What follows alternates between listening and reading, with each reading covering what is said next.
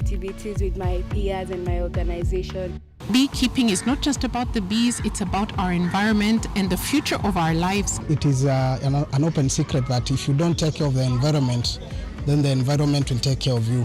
Judge of the Environment and Land Court. Looking on various stories and topical issues that affect us, that affect our dear planet. True care begins with understanding. Na tumepitisha sheria mpya kupitia ile Environmental Management Act.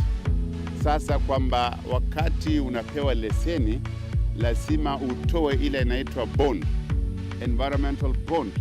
My name is Emmanuel Kutosi, and join me every Wednesday for Art Check, where I'll be sure to keep you updated.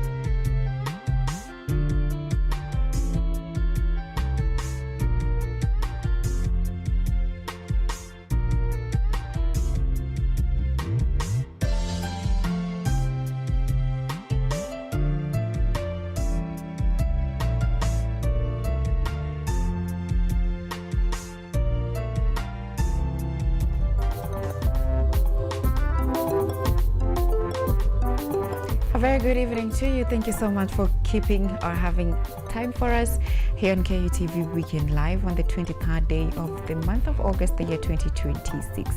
We have so much in store for you, but first let's get an introduction.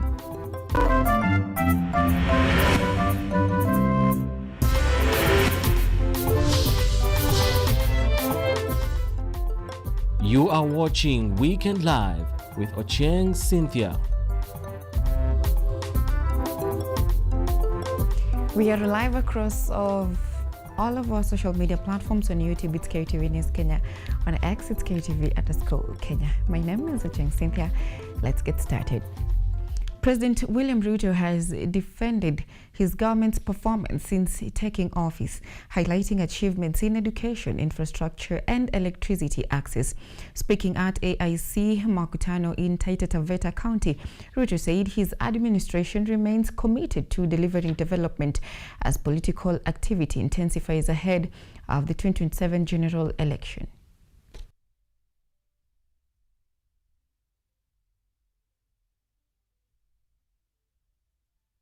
By building classrooms, hiring teachers. President William Ruto, speaking in Taita Taveta County, said his government has expanded education by building classrooms, hiring teachers, and addressing the CBC to CBE transition to improve learning conditions across Kenya. Ili watoto wapate nafasi ya kusoma sawa sawa, tukasema tutaajiri walimu, tuzibe ile pengo ilikuwa imewekwa ya walimu wachache shuleni. Leo tumeajiri walimu 100,000. Mwisho wa mwaka huu tunaajiri walimu wengine 20,000.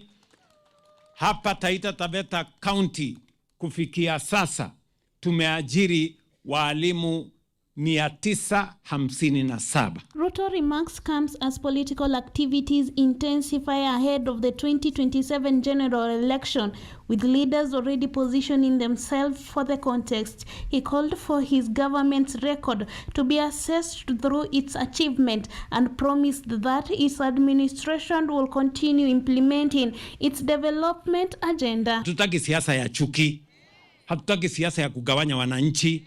Tunataka siasa ya umoja. Na unajua kuna wanasiasa wako na akili kidogo. Wanakuja hapa wanagawanya wananchi, wanatuletea ukabila, wanatuletea chuki, wanatuletea migawanyiko. Wanasema hawa ni cousins, hawa sijui ni traitors, hawa ni wasaliti, wale ni maadui, Hiyo ni siasa ambayo imepitwa na wakati. On development, Ruto said his administration has continued investing in infrastructure and essential services, including electricity connections and other projects in Taita Taveta. He urged residents to focus on the tangible project being implemented rather than criticism directed at his administration. Mimi nawauliza nyinyi, munaongea maneno mingi. Hii yangu nimefanya. Yenu ni gani? Mtueleze yenu. Wachana na ya William Ruto. Semeni yenu.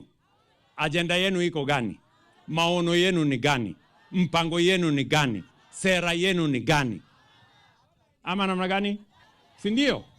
Kwa sababu wengi mkiwasikiza wakikuja hapa Voi ni makelele. Oh, sijui Kasongo. Oh, sijui one time. Oh, sijui must go. Sasa hii must go ni nini? Ruto's Taita Taveta tour comes at a time when political pressures are rising, with the president banking on his government development agenda to strengthen his support base and shape the political narrative ahead of the 2027 general election. Yvonne Shirisha, KUTV. Former Deputy President Rigathi Gachagua has accused President William Ruto of what he described as a plan to divide Mount Kenya, insisting that the region must remain united. Gachagua has also urged retired President Uhuru Kenyatta not to take Ruto's hand, warning that working with him would make him an accomplice of President William Ruto's administration. Speaking at Pefa All Nations Church in Karatina, Nyeri County, DCP party leader Rigathi Gachagua accused President Ruto of seeking to politically divide the Mount Kenya community, insisting that residents of the region must remain united. Nataka kuuliza William Ruto, please accept the reality. Things are thick for you, especially here in the mountain. Intimidating leaders will not help you. Stop using the criminal justice system to force people to support you. Wewe kuja kwa raia uongee na watu. Tafuta pesa ya kutosha ukuja hapa mlimani. Gachagua also accused Interior Cabinet Secretary Kipchumba Murkomen of what he claimed was involvement with gangs that have been harassing Kenyans. Nchi umewachilia vijana watoto. Wamejaza goons in the republic. You cannot tell the difference between the police and goons. Umechukua kijana mdogo, mtukutu, umempatia docket ya Interior. Ako na 104 gangs. Ndio anawapatia pesa kuumiza Wakenya. Gachagua further insisted that retired President Uhuru Kenyatta should not be dragged into current politics, urging him to avoid any political cooperation with the President Ruto. We have asked President Uhuru Kenyatta akae nyumbani apumzike. Awachana na sisi tudili na wewe. Na Uhuru akiamua kumsaidia tutakosana na yeye. Na hatutaki tukosane na yeye. Kwa sababu ametuhangaisha. But I want to commend President Uhuru Kenyatta. He is steadfast. Amesema hataki hiyo maneno. He does not want to be associated with failure, with blood, with theft of public funds, with mismanagement of state resources. Uhuru Kenyatta must remain clean. In his efforts to build a political base in Mount Kenya, Gachagua said there will be a free and fair nominations, insisting that members should be allowed to choose their leaders freely. Gachagua also announced that he will tomorrow receive visitors from Mount Kenya North as part of his continuing political meetings and efforts to seek support from different parts of Mount Kenya. Kesho niko na watu kutoka Isiolo, Marsabit, tusukume hiyo ni Mount Kenya North. The remarks come amid continuing political tensions between Gachagua and a group of leaders believed to be close to the Ruto administration, with the Mount Kenya community remaining a key political battleground ahead of the 2027 general election. Rajab Juma, KUTV. And retired President Uhuru Kenyatta has led political leaders in honoring former Vice President Kijana Wamalwa 23 years after his death. Uhuru, in his speech, urged current leaders to emulate Wamalo's humility, patriotism, and commitment to national unity. Listen in. Leaders from across Kenya's political divide converged at Kijana Wamalwa's Milimani home in Kitale, Trans Nzoia County for the 23rd anniversary of his death. Wamalwa died on August 23, 2003 in London while undergoing treatment barely 8 months after becoming Kenya's 8th vice president under President Mwai Kibaki. Retired President Uhuru Kenyatta, who led the tributes, called on leaders to emulate Wamalwa's styles of leadership, describing his legacy as one that transcended political and ethnic boundaries. Kama ni kuomba kura, tuombe kwa amani. Wananchi wana ujuzi wa kujua. Wakisema wanataka Kalonzo ni Kalonzo. Wakisema wanataka Ruto ni Ruto. Wakisema wanataka Matiang'i ni Matiang'i. Wakisema wanataka Sifuna, Sifuna.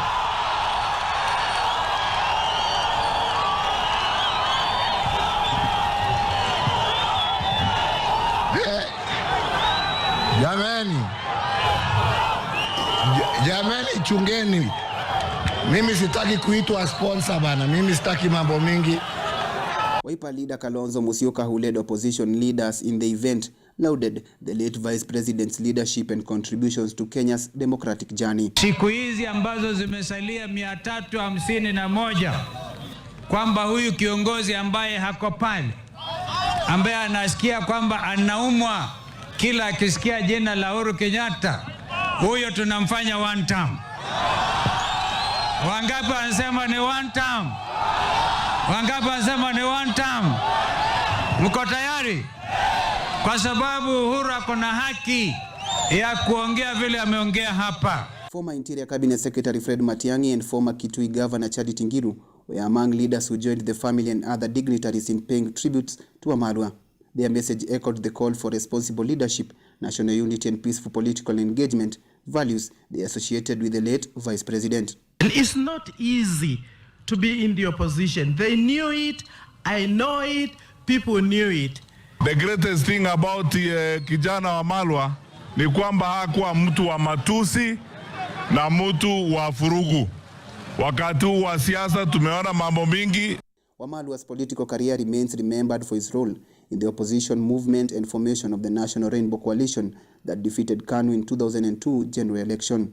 Huyu mheshimiwa rais wa 4 alikuwa amemuomba hayati Wamalwa kijana awe makamu wake. Lakini kwa bahati mbaya alichelewa, akapata mzee Mwai Kibaki, ashamunyakua na ashakubali kuwa naibu wake. Haya yako kwa hii kitabu. 23 years later, after his death, leaders say Kijana Wamalwa's legacy of moderation, unity and service to the nation remains relevant to Kenya's politics today. Edward Nyamo, KUTV. Thank you, Nyamo. Now, clergy in Narok have warned Kenyan youth against being manipulated as political goons ahead of the upcoming elections. Speaking during a retirement service, religious leaders urged young people to reject politicians promoting division and mayhem for selfish gains. Archbishop Sam Mudhuri emphasized that leaders inciting violence or ethnic polarization do not care about citizens' welfare. Instead of engaging in destructive criminal activities, the youth were encouraged to register as official voters and make their votes heard peacefully at the ballot box. This is as they reaffirmed their commitment to pray for national unity and a peaceful electoral process. The unfortunate events that should not be there. We don't have to lose life because of the elections. We don't have to divide the nation into part or along tribe lines because of elections. We need a united nation for us to prosper. They should not be misused by politicians because I know most of them who use them to carry out criminal activities or destroy people's properties. They don't have the interest of that youth they claim. In a significant political and development in Garissa County, the Uliahan community has officially endorsed Senator Abdul Kadir Haji in the race for the gubernatorial seat. This endorsement is particularly noteworthy given the region's historical reliance on clan and coalition agreements to shape its political leadership. During a ceremony in Garissa town, Agas Hamed, chairperson of the Uliahan Sultanate,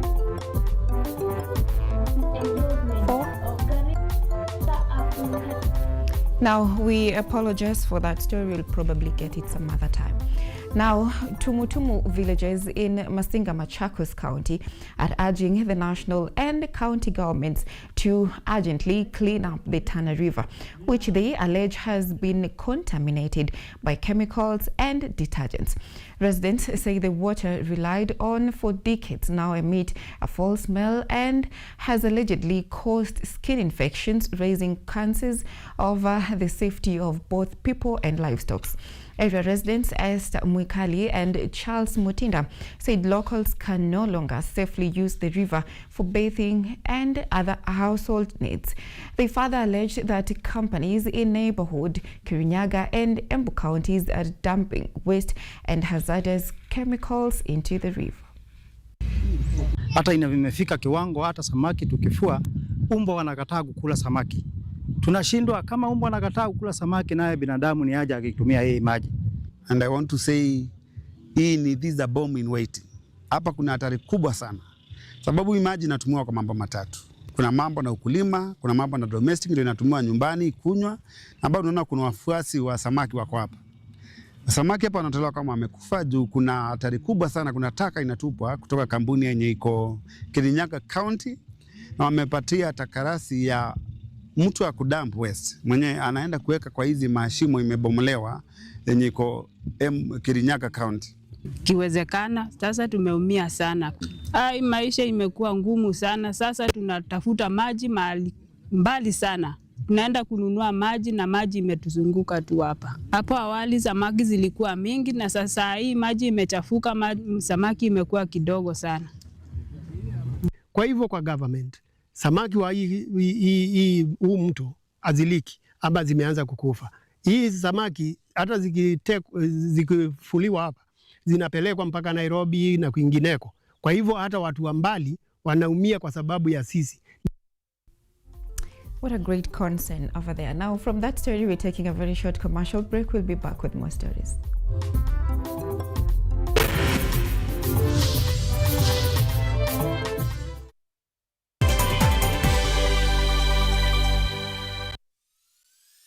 Where style meets elegance and glamour takes center stage. From the runway to the red carpet, celebrating beauty, trend-setting designs, confidence and innovation in every story. This is the front row seat to the world of fashion. This is Fashion Diaries. Tune in every Monday from 8 p.m. with me, your host, Ashley Astachi, as we bring you the people, the passion, and the moments shaping the fashion industry. All this only on Fashion Diaries.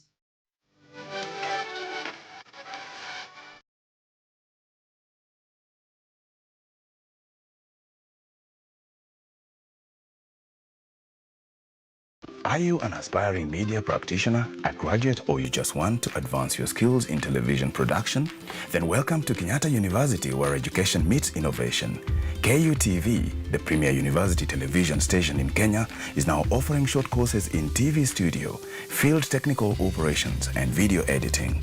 Through these courses, you will acquire hands-on skills on camera operations, media production, lighting techniques, audiovisual editing, and sound and visual control, and how to operate key equipment in modern TV control room.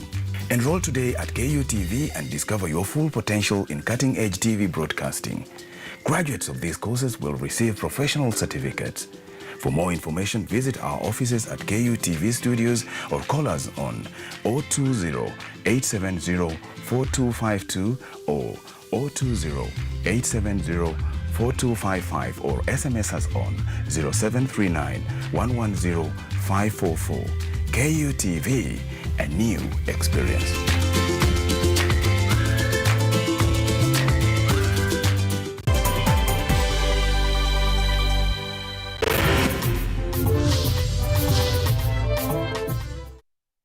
You are watching Weekend Live with Ochieng Cynthia.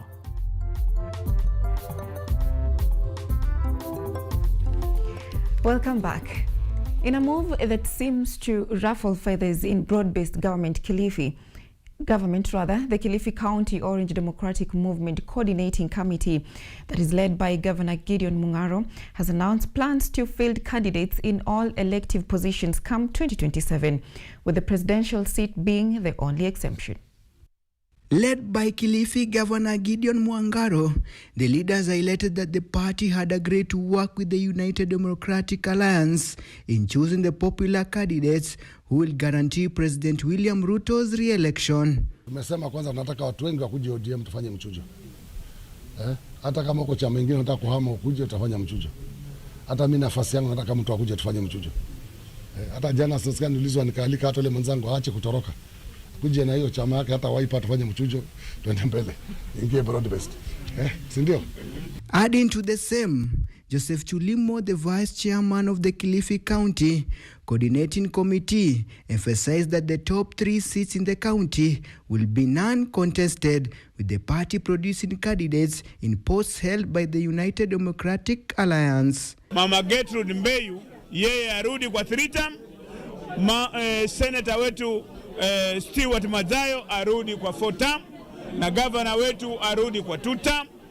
Ili kwamba sisi tuweze kupata nguvu. Na tena tunarudi pale chini, tuko na wabunge katika base yetu ya hapa. While showing support for the move, Kilifi Senator Stewart Mazayo said that the party will not have a presidential candidate but rather support current President William Ruto in the next general election. Kilifi County Women Representative Gertrude Mbeyu also warned party members against shifting parties, claiming that the punishment will be served to those found.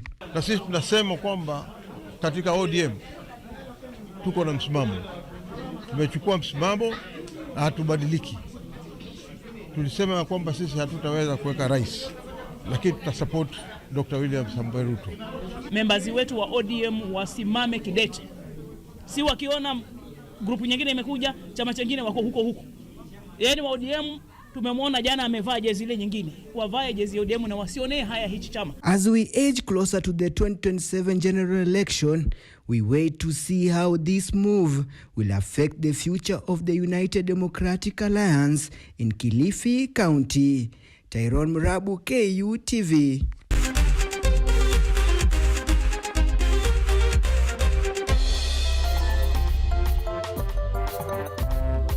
Hundreds of young people gathered in Ilmotiok, Laikipia North and Laikipia County this weekend to participate in a football tournament aimed at curbing substance abuse in the region. The youth-led initiative uses sports to keep off the young generation from narcotics, specifically the widespread of consumption of khat, known locally as muguka. Participants noted that idling in urban centers often leads to addiction. By choosing the pitch over local drug dens, the youth are actively sensitizing their peers to the dangers of substance abuse while fostering community talent and unity. Pia ni player sisi, but luckily tulitoka jana, na umuhimu wa mchezo kama hii, kwanza sasa tuna advocate abstinence from drug and substance abuse, so inatusaidia sana kama jamii kuelimisha vijana haswa waache kutumia madawa za kulevya na wamakinike, na pia tuweze kuelimisha sana sana mtoto wa msichana, na hii ndio umuhimu. Tukikuja pamoja tuweze kuelimishana, na ni hivyo ndo tunaweza enda mbele kama jamii. Asante. Pia na to advise and then we learn more about mambo na drug abuse like mokoka, like bank. So hizo zote ambayo tumearifiwa kwamba ni vitu vibaya sana. Kwa hivyo sisi kama vijana tumekuja kuavoid hiyo maneno ya mokoka, maneno ya bangi, maneno na pombe. Hizo zote sisi tumewachana nayo kabisa kulingana Tusker FC kicked off the new season in sensational style, outclassing reigning league champions Gor Mahia 3-1 to claim the 2026 FKF Super Cup at the packed Nyayo National Stadium. The Mozartbet Cup winners dominated the high-stakes cutting races, putting on a clinical display from the opening whistle to outplay Kogalo. Head coach Julien Metz sides proved lethal in attack, punishing Gor Mahia's defensive lapses to secure early season silverware and ultimate bragging rights ahead of the 2026-2027 campaign.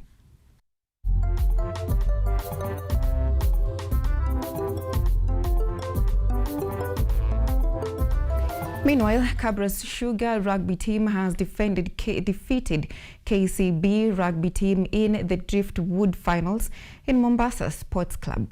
Cabras managed to put a strong defensive display and converted the opportunities to secure the 7th national circuit. KCB suffered a 15-5 defeat against the Dallas 7th circuit winners.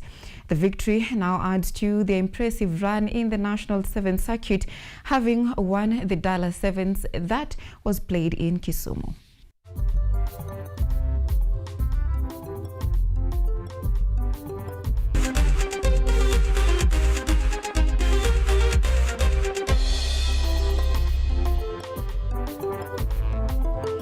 Now, thank you so much for keeping it here with us at KUTV Weekend Live. Many thanks to every person that made this broadcast a success, from my producer Edward Nyamu to my director Perpetual, and those aiding her. We had Manu and a few who probably missed out on their names. My name is Ochieng Cynthia. Have a lovely night. See you next time.